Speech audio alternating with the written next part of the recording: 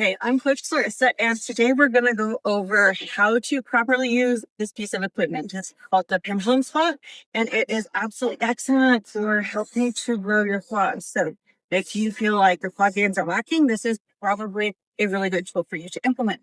Now, however, when we use this machine, we need to make sure that we're using it in the appropriate manner. So I'm going to break down what that looks like. So when we set up, we want to make sure that the foot plate is at an angle that is going to allow us full range of motion. If we have the foot plate too close to us, it's going to be hard to have the flexibility in your ankles that's needed for you to have full range of motion here. So you want sort of the feet to be in line with the hips, but a little out.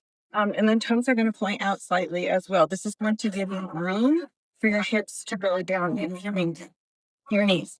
So we're going to set up. We want to make sure that our back stays flat against the back pad of the entire exercise. And then we're forming the squat and trying to ensure that we're getting full range of motion. So what full range of motion looks like in the Pendulum is going down all the way to the bottom. We want to have our hamstrings touching our calf.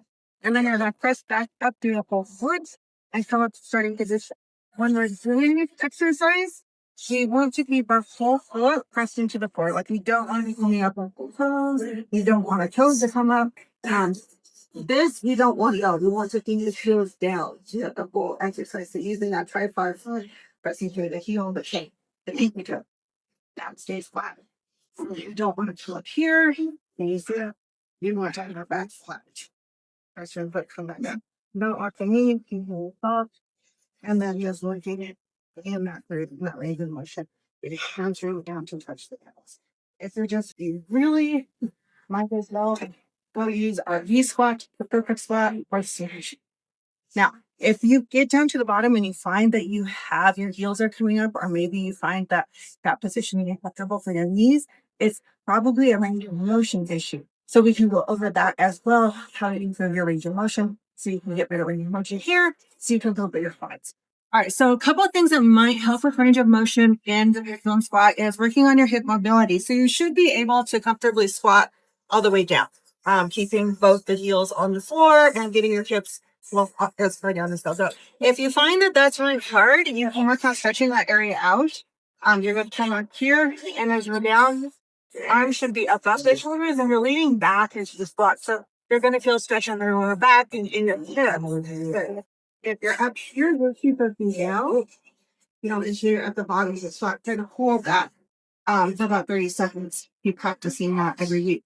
Another thing that we want to look at is range of motion in the ankle. So for the Pendulum squat, we want the knee going past the toe. If you cannot get your knee past your toe, then it's an ankle mobility issue. To work on that and work on the mobility of the ankle, let's squat here, setting the foot up high, and then leaning forwards into that, allowing the knee to go past the toe. And again, here you can hold this for up to 10 seconds because it's really hard. And then repeat that for the rest. So hold, roll back up, and then hold. And that's going to start working on the mobility in the ankle so that you'll have the mobility in the hips and in the ankles that you need to be able to perform the squat. If you feel like you're still struggling with that, come hit me up sometime and we'll figure it out.